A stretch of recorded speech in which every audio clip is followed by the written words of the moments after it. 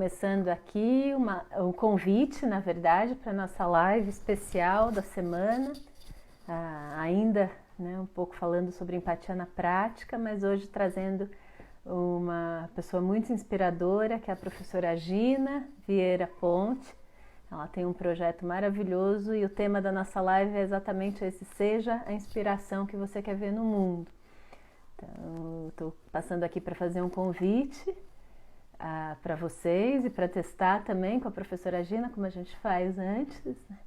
A professora Gina é professora da Educação Básica do Distrito Federal há 29 anos, formada em Letras, mestre em Linguística pela UNB, especialista em Desenvolvimento Humano, Educação, Inclusão Escolar e Educação à Distância, e é autora do projeto Mulheres Inspiradoras, que traz essa ressignificação do espaço escolar, a valorização das mulheres a partir de práticas de leitura e escrita. Então, é transformar mesmo essa relação com os jovens, a relação dos jovens com a escola, trazendo uma educação com muito mais sentido, com muito mais, que faça sentido mesmo, que transforme. E ela é uma grande inspiração para mim, com certeza vai ser para vocês também. E esse projeto Mulheres Inspiradoras já ganhou mais de 13 prêmios, 4º Prêmio Nacional de Educação em Direitos Humanos, o 8º Prêmio de Professores do Brasil, 1º Prêmio Ibero-Americano em Direitos Humanos. E em 2017 ele foi transformado em política pública, em programa do governo, em 41 escolas do Distrito Federal. E em 2018 começou a ser implantado também na rede municipal de Campo Grande, no Mato Grosso do Sul. E hoje a professora Gina atua com formação de professores da educação básica em Brasília. Eu tive o prazer de conhecê-la em Brasília, pessoalmente mesmo. Tem muitos convidados aqui que a gente conhece só virtualmente, mas a professora Gina nos conhecemos ao vivo, demos um abraço apertada quando eu morava em Brasília, acho que em 2016, 2017, se eu não me engano, nessa época. E ela vai ser a nossa convidada de hoje para trazer um pouco de como é que é possível a gente ser essa inspiração que a gente quer ver no mundo. Eu acho que ela ainda não entrou, eu queria fazer um teste aqui, vamos ver. Não estou vendo aqui ela por aqui, deixa eu ver se eu consigo. Não. E o grande objetivo dessas lives é trazer um pouco essas pessoas tão incríveis que têm trabalhos incríveis, e como é que elas estão lidando, ouvir um pouco como é que elas estão lidando com essa crise, com essa quarentena, Nesse caso da professora Gina vai trazer um pouco todos esses desafios aí da educação, dos professores. As redes, elas estão se organizando, cada estado de um jeito, dependendo, com todos os desafios que a gente tem, tanto da escola pública com a escola particular, e toda essa desigualdade aí de acesso que a gente tem no Brasil, no nosso país, cada rede aí se adaptando. Então, o quanto que isso também está exigindo dos professores, de repente, começar a transformar o seu conteúdo todo à distância e sem essa interação, uma profissão que é muito afetiva, muito de contato, muito presencial. Como é que a gente transforma isso muito rápido no momento de crise? Na verdade, é no ensino remoto, não é nenhuma educação à distância. Educação à distância traz muito mais essa organização do conteúdo, das estratégias de aprendizagem, é uma coisa muito mais elaborada, é um processo aí que precisa ser pensado e com mais cuidado, Não é só ir lá e transformar isso no ensino. No que a gente está fazendo, na verdade, é transformar o que a gente já tinha feito, os conteúdos, tudo no ensino remoto. E aí a gente tem visto também muita sobrecarga, por um lado, dos professores, por outro lado também das mães, dos pais, que de repente têm que virar professores. Então, que essa crise também seja um chamado, um momento para a gente valorizar mais a educação, para a gente ter aí uma educação com que faça sentido para as diversas realidades e que a gente consiga trazer um pouco, né, dessa importância da educação, que também é tão invisível, mas que os danos são muito visíveis aí, né? A falta de acesso, a falta de estrutura é bem visível e a gente vê todas as consequências. Então esse é o convite. Eu não estou conseguindo aqui falar com a professora Gina, mas logo mais às 6 da tarde a gente volta então e vocês vão ver a história incrível dela que ela vai contar aí pra gente, de como ela conseguiu, né, ressignificar tanto o trabalho dela, a história de vida, a relação dela com a escola. Ah, agora sim. Professora Gina entrou, vamos ver se a gente consegue transmitir ao vivo, só para fazer um teste.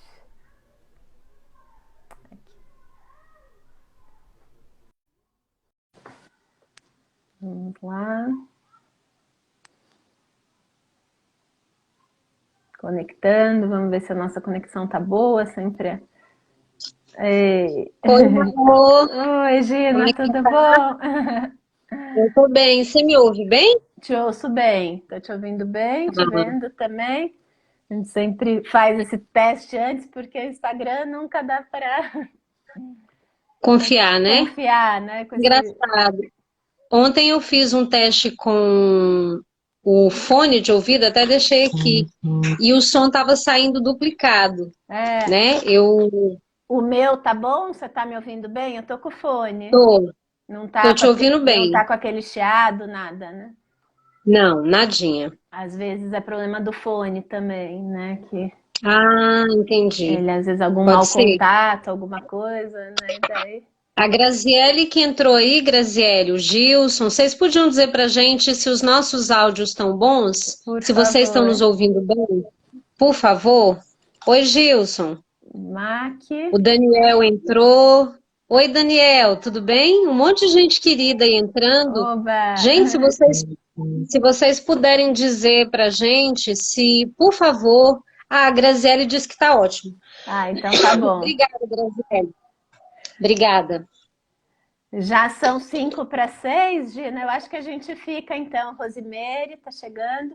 Eu acho que a gente já fica Isso. aqui direto, né? Uhum. Para não desconectar e conectar de novo. Perfeito, E já que perfeito. já está Por mim, funcionando tudo bem. bem, né? Vamos continuar. Uhum. Eu, e aí o pessoal vai chegando e a gente tem que tomar cuidado só com o horário, né? Que o Isso, Instagram tem esse limite de 1 hora, né? Para nossa live. perfeito. E aí depois eu Uhum. consigo salvar, né? E colocar no YouTube também, no meu canal, né? Que tem muitos vídeos para os professores, para pais também. Uhum. E Perfeito. até estava revendo uma entrevista que a gente fez outro dia com o Zoom, né, já há algum tempo, e estava super Uhum. emocionada, como sempre, com a sua história. E Vieira, bem-vindo. Estava contando um pouco antes de você chegar aqui, um pouco do seu super currículo, da sua história de vida, né? Mas o que mais me emociona mesmo é a sua história de vida, essa sua. E aí, quando eu fui fazer o convite, eu falei: não, seja a inspiração que você quer ver no mundo, né? Como é que você trouxe essa inspiração para a prática? As lives eu tinha feito 2 semanas seguidas, né, trazer um pouco desse tema da empatia na prática, que é um dos temas que eu mais trabalho, né, no diálogo, na comunicação não violenta, essa nossa capacidade, habilidade de sair da gente e nos conectarmos, né, com o outro, com o mundo. Colocar o nosso trabalho também, para mim a empatia é muito forte no meu trabalho, né? Colocar o nosso trabalho a serviço, né, das pessoas, do mundo, das relações, né? No caso, conseguir transformar aí esses conflitos numa oportunidade, né, numa conexão. E você, né, é um exemplo aí de empatia na prática e como você e aí são 2 perguntas simples, né? Mas muito profundas, que é a primeira, como é que você está Uhum. lidando com essa quarentena, com essa crise? Eu estou aqui em São Paulo, você Uhum. aí em Brasília, né, no DF, e aí a gente depois fala um pouco, né, das estratégias da solução de educação que vocês aí adotaram. E a segunda pergunta que é como é que o seu trabalho pode ajudar nesse momento, né? Não precisa nem falar, a gente já sabe, mas trazer um pouco desses temas e aí trazer a sua história, né? Nesse contexto, a história do projeto, né? Sim, então, eu vi aí que o Francisco Thiago entrou, a Lirian entrou também. Que bom vocês estarem aí nos ouvindo, gente, é um prazer. A primeira pergunta em relação a como eu estou lidando com a crise, eu estou lidando dentro das minhas possibilidades, né? Eu acho que a primeira coisa que todo mundo tem que falar nesse momento é que é um momento de profunda incerteza, é como se a gente estivesse com a vida em suspenso. O primeiro sentimento que me tomou, Maru, foi o sentimento de perplexidade, de profunda perplexidade. Eu fiquei em estado de choque, assim. Eu confesso, inclusive, que eu demorei um tempo para entender o que estava acontecendo, demorou para a ficha cair, demora para a gente se acostumar à nova rotina. Eu acho importante dizer que algumas pessoas ficam... Oi, Thiago, beijão, meu querido. Algumas pessoas ficam querendo que a gente comece a operar no modo pandemia no dia seguinte ao decreto do isolamento.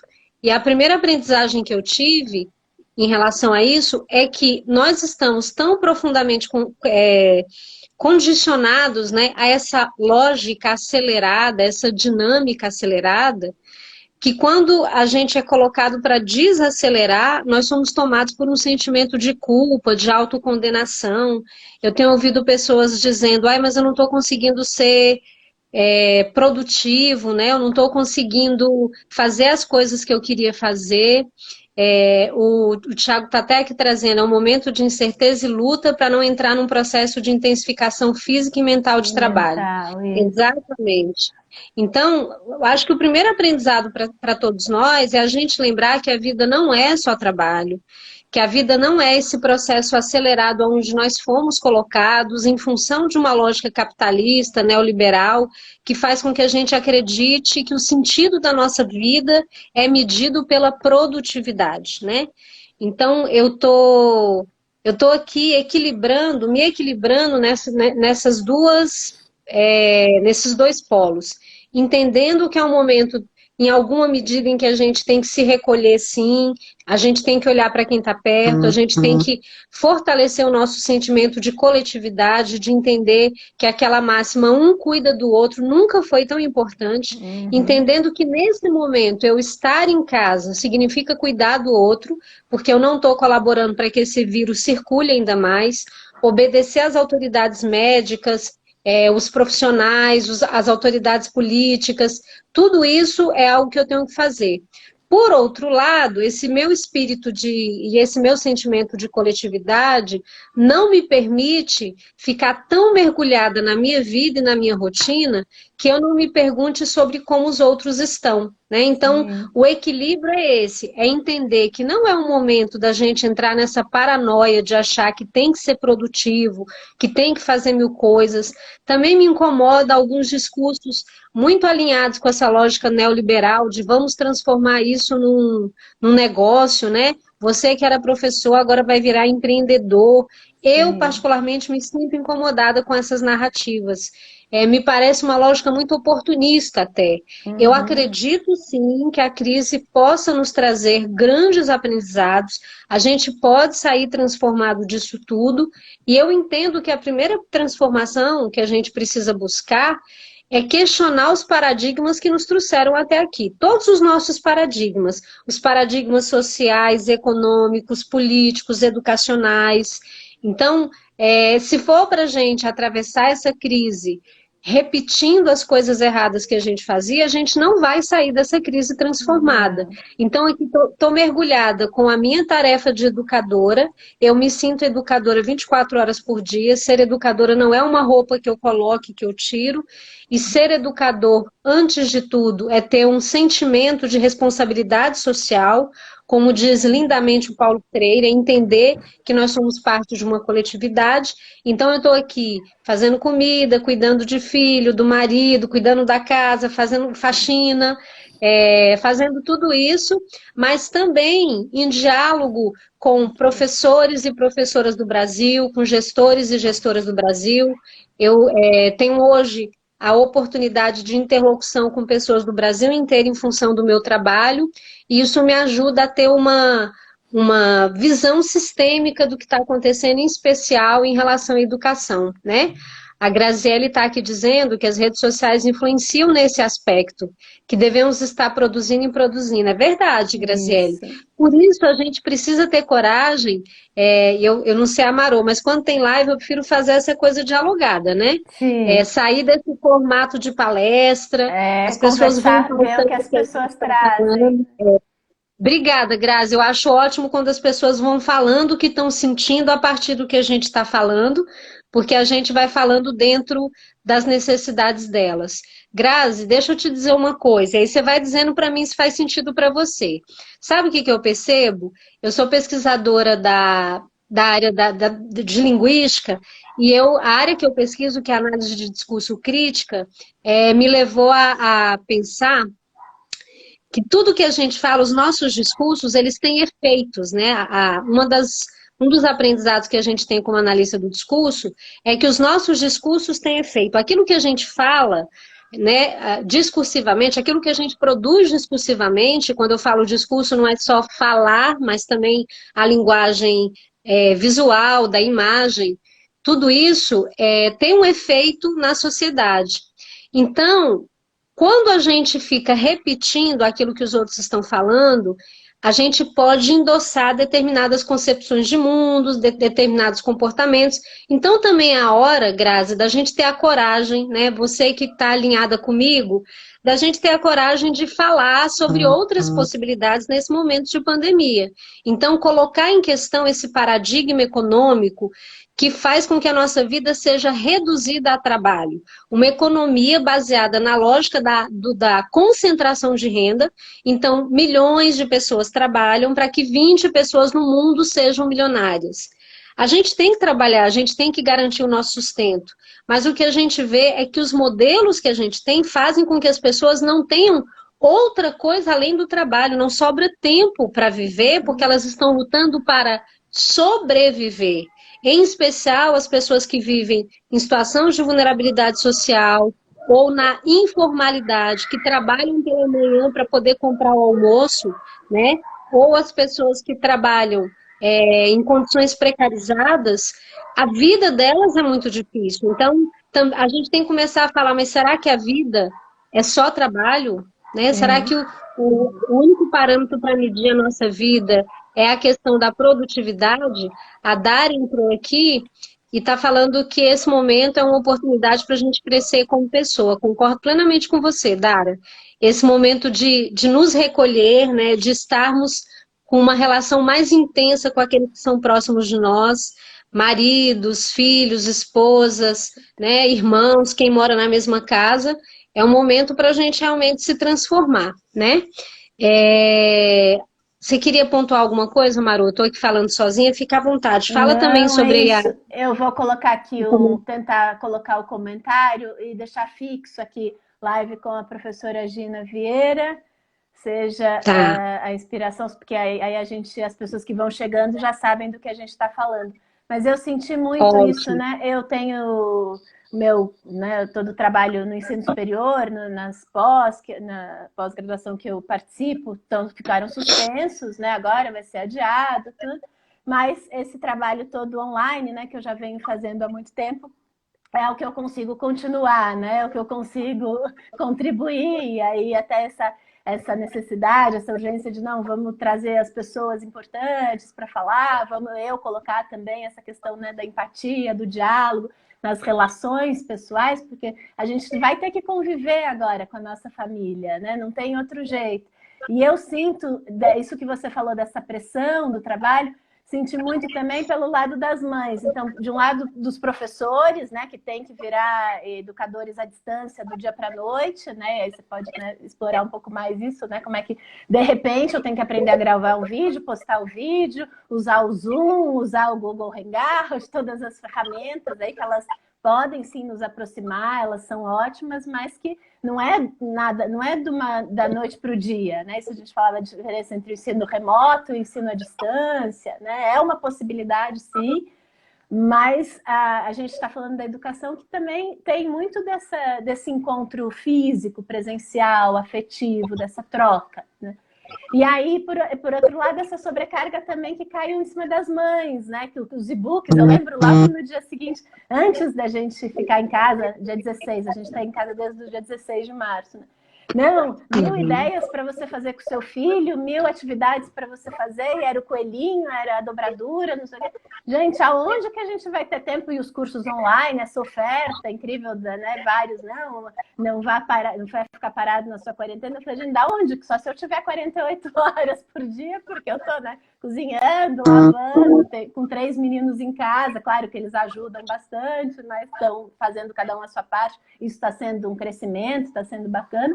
Mas tem uma sobrecarga aí grande, né? Que acaba. E aí, quanto que a gente fala, não, eu não estou fazendo nada, então eu estou sendo incompetente, ou eu estou vivendo esse momento inteiramente, né? Porque eu vou também ficar triste, eu vou também ficar perplexa, eu vou ficar com medo, eu vou ficar também um pouco, alguns momentos, mais produtiva, mais querendo contribuir, né? Então, como é que a gente. Eu tenho vivido bastante isso, né? Exatamente. Eu acho que às vezes a gente esquece que a lógica capitalista ela é muito perversa, né? Esse capitalismo predatório que nos coloca no olho do furacão, trabalhando 24 horas por dia, porque agora também com as novas tecnologias, a gente tem um fenômeno novo que é nunca se desligar do trabalho. Porque o trabalho te acompanha no WhatsApp, te acompanha nas redes sociais, então você fisicamente não está lá no trabalho, mas se alguém tiver uma dúvida, surgir uma demanda, isso fora do período da pandemia já acontecia, né? Essa sensação de que você não consegue se desligar do trabalho em nenhum momento. No caso dos professores, eu acho importante dizer que quando a gente diz assim, os professores têm que virar educadores à distância, né? Que foi essa demanda nova que foi trazida para a gente. A gente precisa pensar em duas coisas. Primeiro, pensar, falando dessa sua primeira fala, né, de entender que as coisas são processuais. Na lógica capitalista, o processo muitas vezes é sacrificado.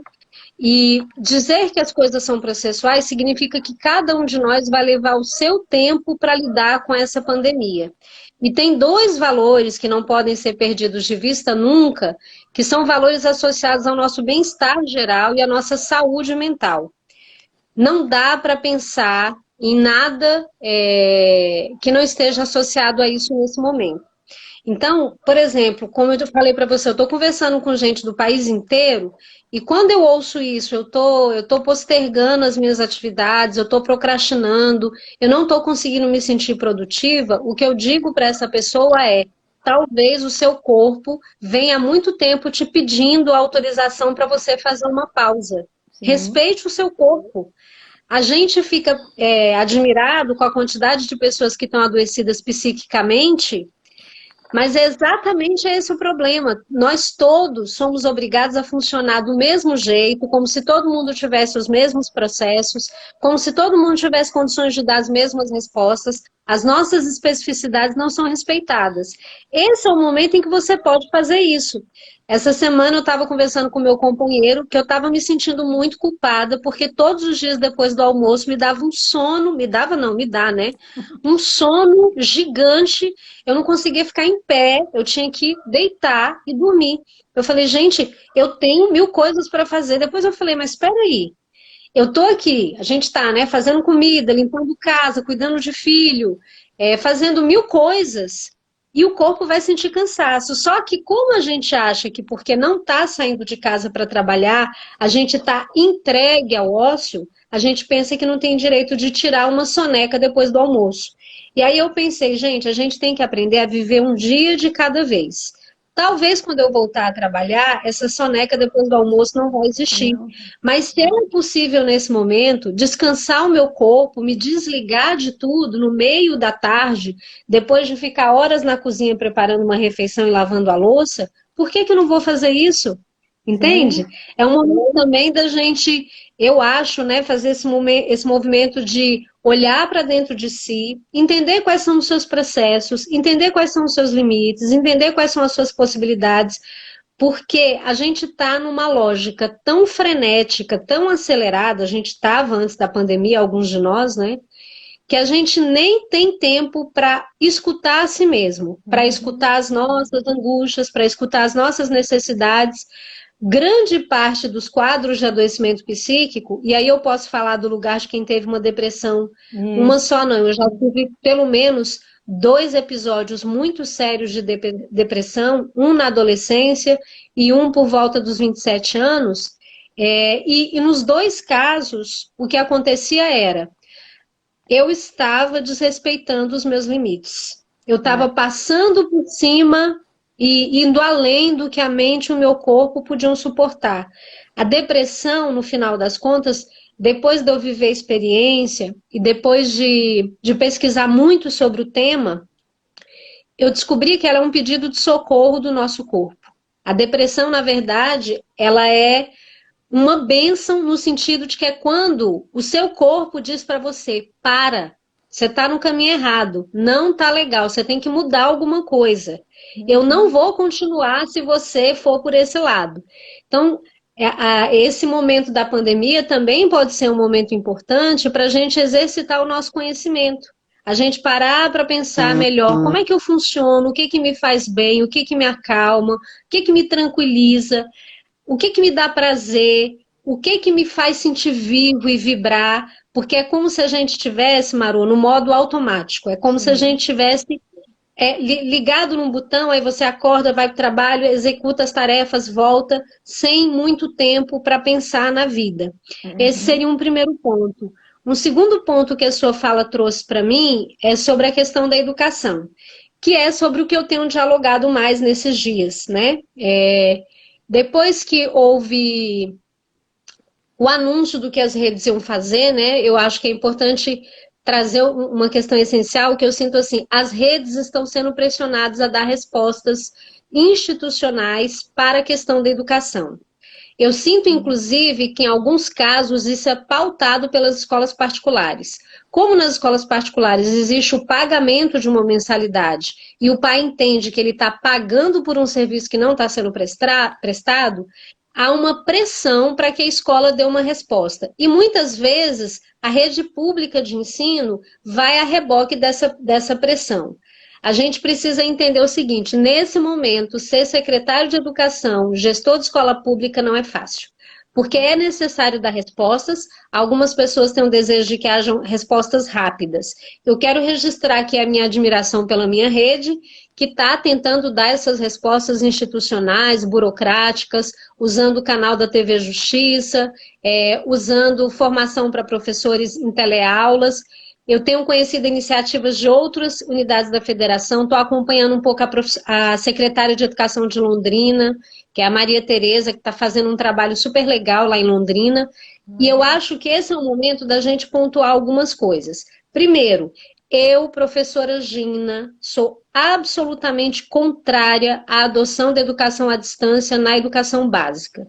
Eu sou especialista em educação à distância pela Universidade de Brasília, e o que eu aprendi é que a educação à distância, na sua origem, na sua história, né, ela foi pensada para adultos que têm alguma autonomia e que, por força de questões econômicas, geográficas, de deslocamento, não podem estar presencialmente numa sala de aula. Então, a história da educação à distância no Brasil, ela começa com a educação pelo rádio, né? Ela passa por institutos que entregavam material pelos correios, a pessoa respondia e devolvia. Educação à distância é uma coisa muito antiga na história. Correspondência, né? Os cursos por correspondência. Isso. Exatamente. O por outro lado, telecurso. Isso, telecurso, exatamente. Agora, quando a gente fala de educação básica, a gente está falando de educação infantil ao ensino médio. Sim. Esse é um momento muito precioso, a gente está lidando com infância e com adolescência. Para mim, como professora, é um momento em que o encontro, estar junto, o afeto, as relações são fundamentais. Eu acredito que a aprendizagem não se dá só pela entrega do conteúdo. A aprendizagem é um processo profundamente afetivo, relacionado à interação dos sujeitos entre eles, com o conteúdo, com o professor, com o território, com a sala de aula, com a escola, com a comunidade escolar. E quando a gente fala de educar à distância, a gente tira esses sujeitos todos do cenário de aprendizagem. Então, acho que a primeira correção que a gente tem que fazer é esclarecer que a gente não pode falar de educação à distância para educação básica. Não existe, não é adequado. O que eu conheço da LDB é que ela nem permite. Alguns conselhos de educação estão interpretando que existem brechas na LDB para que isso aconteça. É uma questão de interpretação da lei. O que eu diria, Maru, que nesse momento é possível fazer é a educação a partir de tecnologias em uma situação emergencial. Isso. Aí tudo bem. Que seria esse ensino remoto, né? Isso, mas mesmo pensando nessa possibilidade, a gente tem que problematizar uma série de coisas. Primeiro, entrega de conteúdo e entrega de videoaula não pode ser chamado de educação. A primeira pergunta que a gente tem que fazer é quais são as concepções de educação que orientam o trabalho das pessoas. E aí eu acho interessante falar de duas coisas, que é paradigma instrucionista e paradigma de aprendizagem. O que eu tenho visto ser feito, e que as pessoas estão chamando de educação, ensino remoto, educação à distância, educação mediada por novas tecnologias, num contexto emergencial, tudo isso está indo para o mesmo caminho, paradigma instrucionista. O que é o paradigma instrucionista? O paradigma instrucionista é aquilo que o Paulo Freire chama de educação bancária, que se relaciona ao depósito de conhecimento. Eu, professor, deposito conhecimento para o aluno que deposita o conhecimento numa prova. Isso já acontecia na educação, já é um modelo hegemônico que orienta a prática pedagógica da maioria dos professores. Por quê? Porque para a gente mudar essa concepção, a gente tem que mudar a nossa concepção de sujeito, de aprendizagem, de sociedade. E aí, quem está assistindo a nossa live aí, eu queria indicar, deixa eu ver se eu estou com ele separado aqui, eu separei alguns livros que eu queria indicar para as pessoas. Esse aqui, ó, esse livro aqui é leitura obrigatória para todo mundo. É um livro do Pedro Demo. Tá dando para ver agora? Agora tá. Mais para cá aqui, se você... Tá aí, ó. Formação Permanente e Tecnologias Educacionais.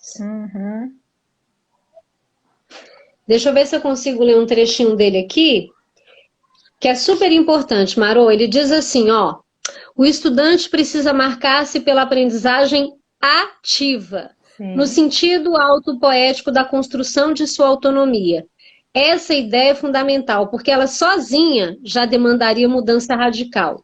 Se o foco está na aprendizagem adequada do aluno, cai a aula. O que o Pedro Demo fala aqui pra gente é que a aula, ela vai contra a aprendizagem porque ela se baseia no paradigma do reprodutivismo. A aula se baseia na lógica de que eu vou falar e o aluno vai repetir o que eu tenho para falar. É a transferência de conhecimento. Eu estou falando, você está aprendendo automaticamente. É o que você falava do nosso modo automático de fazer as coisas, né? De viver. Isso, exatamente. E aí o que na verdade, eu peguei o Pedro Demo aqui, mas tem tanta gente legal. Tem a maravilhosa Bell Hooks, né, que fala sobre isso. Tem o maravilhoso Fernando Hernandes, que fala sobre isso. E o que é importante dizer, Marô? Não adianta a gente usar as tecnologias para endossar e aprofundar o modelo instrucionista de educação. Aliás, deixa eu fazer um parêntese aqui e dar uma pausa, assim, um passo atrás, que é o seguinte. Antes de fazer qualquer coisa em educação, A primeira ação de qualquer rede, de qualquer professor, professora, gestor, diretor, qualquer pessoa, é perguntar para as famílias nesse momento do que vocês estão precisando. Porque o paradigma instrucionista, ele parte do princípio de que todo mundo está precisando de conteúdo escolar. Esse paradigma instrucionista tem uma lógica de que a escola serve para transmitir conhecimento. Isso é parte do paradigma instrucionista. Quando a gente fala do paradigma da aprendizagem, a gente vai lembrar, por exemplo, que a Base Nacional Curricular Comum traz 10 competências que envolvem empatia, autoconhecimento, solidariedade, cidadania. E essas competências não são desenvolvidas com aulas expositivas, teorização e verbalização. Elas são na relação, né? São habilidades de relação, né? De relacionamento. Exatamente. Agora, você imagina, Marô, se eu sou professora da educação básica, a família está no meio dessa pandemia, no final das contas é uma luta pela sobrevivência, a gente tem que lembrar que o que está em jogo é a nossa vida, é se a gente vai passar por isso vivo ou não, nenhum de nós tem certeza de nada. Sim. E eu entro em contato com a família dos meus alunos para dizer assim, vou mandar tarefa para vocês. Você entende? Sim. Que esse eu não deveria perguntar o que eles estão. Vocês estão bem? Vocês estão precisando de Exatamente. Alguma coisa? Vocês estão conseguindo trabalhar? Vocês estão com comida em casa? Vocês estão conseguindo se relacionar sem se agredir, sem se violentar? Não é isso que é a primeira pergunta que eu deveria fazer? Exatamente. A primeira pergunta envolve o bem-estar dessa família.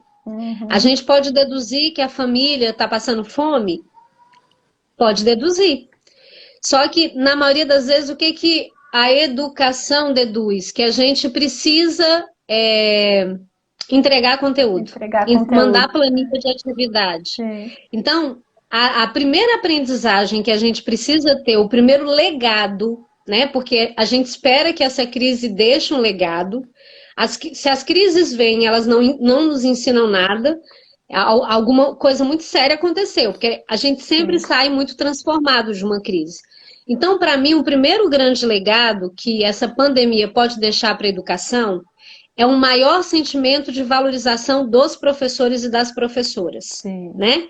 Agora as famílias estão entendendo o desafio que é ser professor. Esse seria o primeiro. O segundo grande legado seria a escola se rever, a escola se repensar.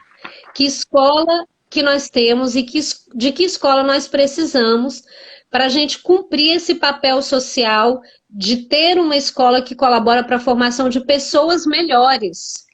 Não adianta ser uma pessoa cheia de conhecimento científico e acadêmico se esse conhecimento não é atravessado por valores como respeito aos direitos humanos, respeito aos nossos marcos civilizatórios, sentimento de coletividade, de solidariedade. Basta a gente lembrar que na Segunda Guerra Mundial houve médicos que estiveram a serviço dos experimentos nazistas que envolviam a tortura das pessoas. Então, o conhecimento pelo conhecimento, ele não significa transformação. O conhecimento tem que estar ancorado, sustentado nos valores plurais, nos direitos humanos, nos marcos civilizatórios, na cidadania, no respeito ao outro, no sentimento de coletividade. Então, o primeiro ponto para uma família, né, para a interlocução da escola com a família, é a família sinalizar o seguinte é a escola sinalizar o seguinte para a família: nós estamos aqui. Vocês não estão sozinhos. Nós estamos juntos, com vocês. Né? Isso, do que vocês estão precisando. E, Marô, por que é importante falar isso? Porque eu, como professora, há quase 30 anos, sábado agora, dia 11, eu completei 29 anos como professora da escola pública, eu percebo que não há nenhum aparelho do Estado mais próximo das crianças do que a escola. A gente sabe que quando a criança nasce, ela tem que ir para o posto de saúde, receber uma caderneta de vacinação, ela tem que ser vacinada, mas depois que essa criança acessa a escola, o aparelho do Estado que vai estar com ela todos os dias, ao longo do ano inteiro, por volta de 200 dias letivos, né? É a família, é a escola, é o professor. Então, a escola tem um acesso privilegiadíssimo para saber como é que essa criança está, o que ela está precisando. Agora, é importante esclarecer que professor e professora não é super-heroína e nem deve querer ser. A gente tem que estar no nosso lugar de professor. E qual é o nosso lugar de professor? A gente tem o papel de acionar as redes de apoio. Então, se eu entrei em contato com a família de uma criança, eu percebi que naquela família está faltando comida, né? Existe uma situação de vulnerabilidade social que demanda a intervenção do Estado. Eu posso acionar o Centro de Referência em Assistência Social, eu posso acionar o Conselho Tutelar, eu posso acionar a direção da minha escola, que por sua vez vai acionar a orientadora educacional e que vai acionar essas redes de apoio. Eu vi um dado, hoje, acho que foi publicado hoje na Folha, de que com o contexto da pandemia, o número de mulheres em São Paulo que foi morta pelo parceiro dentro de casa dobrou. Olha que coisa absurda. A violência doméstica aumentando. Eu vi essa notícia mais antiga, que estava aumentando a violência, mas há uma semana atrás. Exatamente.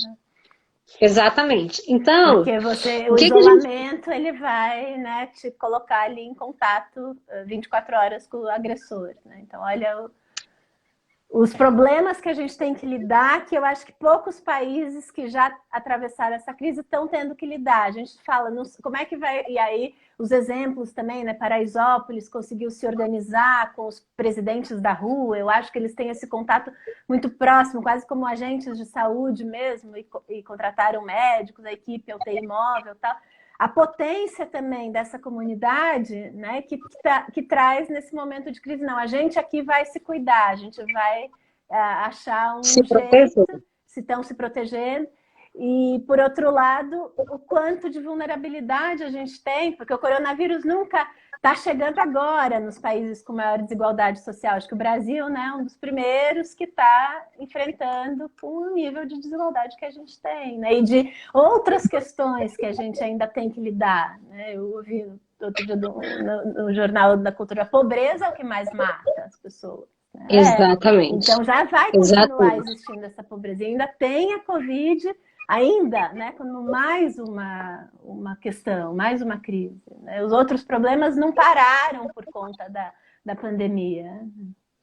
Exatamente. E aí eu estava olhando aqui, ai meu Deus, deixa eu ver se eu não saio. Fica lá para cima, a gente não consegue. Eu fiquei parada. Eu fiquei parada num comentário porque eu pensei que não tivesse entrado outros comentários. Computador, eu acho que era essa questão. Quem colocou esse... aqui, vocês podem colocar pergunta, deixa eu pegar aqui. O que acham do EAD para a educação básica? Isso a professora Gina já falou. Tinha uma da questão do acesso também à internet, ao computador. Quantos computadores a gente tem? Quantas casas tem um computador para cada pessoa? Né? Tem acesso à internet limitado? Que conexões, que redes de apoio podia estar sendo feita? E aí, não sei se vocês no DF, né, conseguem... vai ser via... Como que eu garanto esse acesso? Né? Como é que São várias questões que a educação tem que lidar, né? Que não é só transmitir o conteúdo, não é só...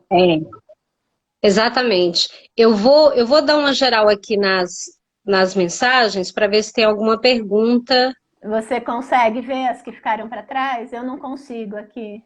Ele vai tá. Eu estava aqui no da Dara, né? A Dara falou sobre a minha fala sobre oportunismo. Eu acho que oportunidade é diferente de oportunismo, né? Então, oportunismo é, por exemplo, uma pessoa querer vender álcool gel 3 vezes o valor, porque a gente está no meio de uma crise. Oportunismo é a pessoa fabricar álcool gel de maneira clandestina, sem fiscalização da Anvisa, para faturar no meio da crise. Oportunidade é, por exemplo, eu como professora de educação básica, entender que nesse momento eu tenho um papel social importante que me dá a oportunidade de me aproximar das famílias dos meus alunos para ser útil como agente social. Né? Então, acho importante essa fala da Dara para a gente fazer a diferença entre o que é oportunismo e o que é oportunidade no momento de crise. E aí o Lívio está aí, né, Lívio? Lívio, Stephanie, Vânia... Um abraço para todo mundo que entrou, Sandra, Rodrigo, Ângela, tem um monte de gente Portugal, querida. Tem muita gente também de fora. Legal. Aí você colocou aqui, né? A Graziele falou que essa cobrança chegou para ela, né, no começo da quarentena. Eu acho que é justamente porque o Hugo, oi Hugo, o Hugo é meu cunhado, tá acompanhando aí. Tudo Ah, bom, Hugo? prazer.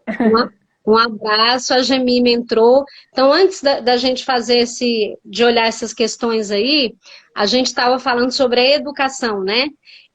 Você trouxe uma coisa super interessante, Maru, que é essa questão do apoio social, né, às famílias. Eu acho que a gente precisa lembrar que todas as crises que nos acometem, elas deixam as nossas feridas históricas expostas. Isso é muito Não, importante. não dá para contar a história do Brasil sem fazer menção ao fato de que nós deixamos de ser um país escravocrata há apenas 130 anos. Então, dos nossos quase 20 anos como nação, 75% da nossa história, nós fomos um país que traficou, torturou, explorou e matou pessoas negras. E negou a essas pessoas qualquer direito. Então, o que a gente está vivendo hoje como nação é reflexo do nosso passado recente. Nós somos um país jovem em comparação com países da Europa, né? Nós somos um país relativamente jovem e demoramos a resolver, não resolvemos algumas questões históricas. Saiu um dado recentemente apontando que as pessoas que mais morrem por coronavírus são pessoas pretas e pardas. Por que as pessoas pretas e pardas são as pessoas que mais morrem? Porque são justamente as pessoas que vivem em situação de maior vulnerabilidade social. E por que essas pessoas vivem em maior situação de vulnerabilidade social? A gente precisa lembrar, parece óbvio isso, mas eu tenho percebido que não é. As pessoas não sabem de questões elementares da nossa história e do nosso passado recente de 130 anos para cá. Quando a abolição foi declarada em 1888, primeiro é importante dizer que ela não foi declarada porque a princesa Isabel era legal e boazinha. Sim. Ela foi declarada por causa de uma luta histórica dos negros, um movimento de resistência, mas além disso, o Brasil foi o último país do mundo a declarar a abolição da escravatura. Havia uma pressão externa para que ele fizesse isso, inclusive pressão de países como a Inglaterra. A expressão para inglês ver vem um pouco daí. A abolição foi feita para inglês ver, mas o Brasil continuou traficando escravos, trazendo escravos, pessoas escravizadas, né, do continente africano, com o objetivo de explorar, mesmo quando a abolição foi declarada. Isso continuou. Ok, houve a abolição da escravatura. O que foi feito depois disso para reparar as injustiças profundas, cruéis e perversas que foram cometidas? Absolutamente nada. Sabe o que o país deu como resposta para as pessoas negras, Maru? Mais exploração, mais sofrimento, mais perversidade. As pessoas negras foram empurradas, algumas delas, né? Algumas ficaram lá porque não tinha alternativa, foram empurradas para fora da Casa Grande, aquelas que trabalhavam nos engenhos, foram empurradas para a rua, sem terra para plantar, sem alternativa nenhuma, sem oportunidade de escolarização. Na história do Brasil, nós já tivemos uma lei que proibia pessoas negras de frequentarem a escola. E, em contrapartida, alguns estudiosos, alguns acadêmicos começaram a disseminar a ideia da eugenia, né, da superioridade da raça branca, e houve o estímulo à migração de pessoas brancas. E aí foram criadas cotas para pessoas brancas. As pessoas brancas que viessem da Europa, né, Itália, Alemanha, elas recebiam como prêmio por vir morar no Brasil grandes extensões de terra para plantar. Então, veja, no Brasil, nascer negro significa entrar dentro de uma estrutura profundamente cruel, porque essas pessoas negras tiveram negadas todos os seus direitos mais elementares, o direito à vida, à dignidade, ao trabalho, à terra para plantar. Quando elas foram alforriadas, no lugar de haver uma medida de reparação que distribuísse terras para essas pessoas, que fizesse uma reforma agrária, elas foram alijadas, elas foram mais excluídas ainda socialmente e as pessoas brancas receberam como prêmio terra para plantar. Por que eu estou falando isso? Porque essa é a origem da nossa história. E essa história, a história não fica no passado. O passado não existe. A repercussão do que aconteceu lá segue até hoje. Sim. Então, por que as pessoas negras e pardas vivem em situação de vulnerabilidade social? Porque essa é uma produção do nosso país. Essa é uma produção histórica. 80% das nossas crianças estudam em escola pública. Muitas dessas crianças vivem em situação de profunda vulnerabilidade social, porque elas estão dentro desse processo histórico.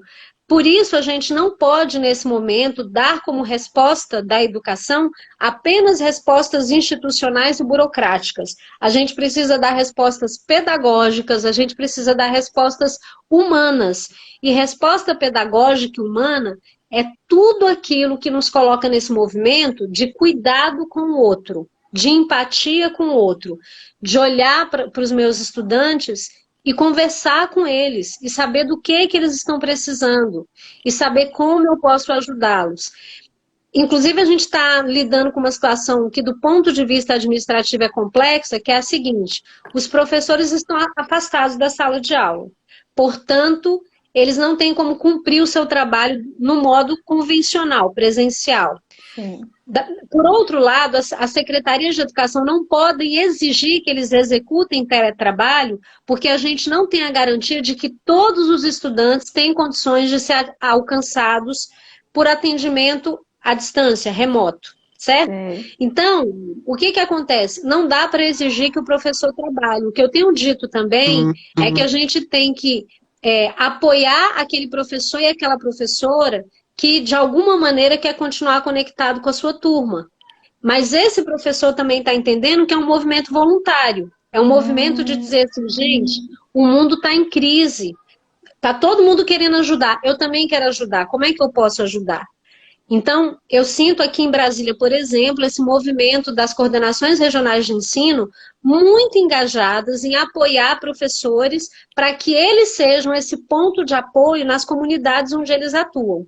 Eu acho que isso é muito importante de falar, porque a nossa potência como escola está, sim, no fato de que a gente, a partir do nosso trabalho, permite que os alunos se apropriem dos saberes escolares, mas a nossa potência é muito maior do que isso. A gente tem uma dimensão social que precisa ser levada em conta.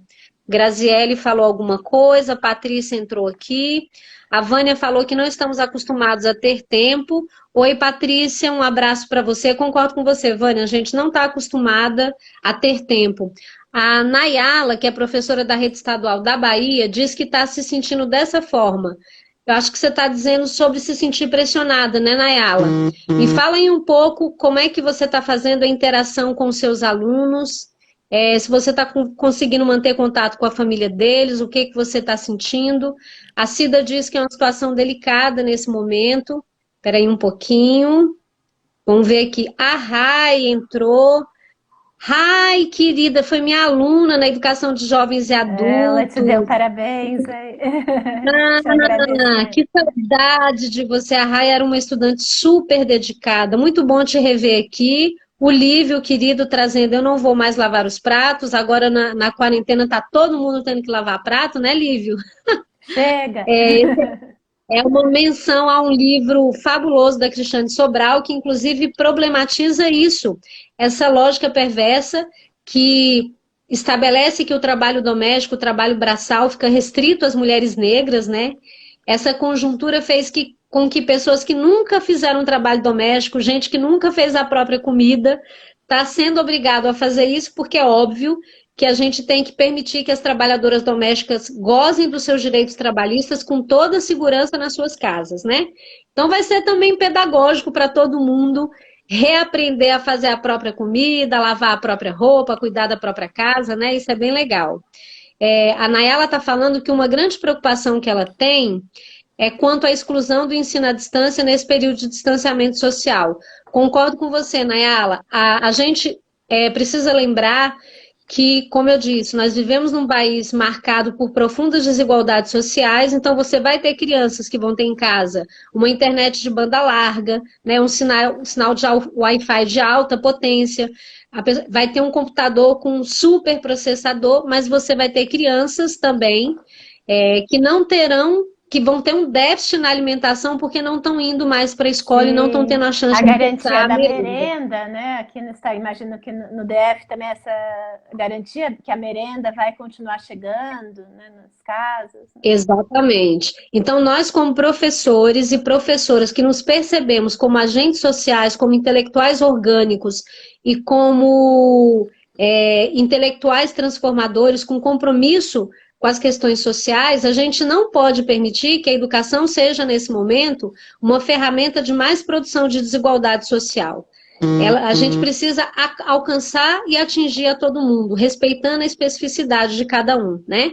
O Murilo entrou aqui, a Deise, a Naila está dizendo que muitos dos alunos da rede pública não têm condições materiais para acessar esse tipo de ensino. Ela fala que tem alunos que residem em áreas rurais. É verdade, Naila. É o que eu acabei de falar, né? A gente tem crianças que não têm acesso às novas tecnologias. Isso é um privilégio social, deveria ser um direito garantido a todo mundo, porque quando você vive num mundo altamente digital e tecnológico, acessar esses bens materiais não deveria ser visto como privilégio, mas deveria ser um direito garantido para todo mundo.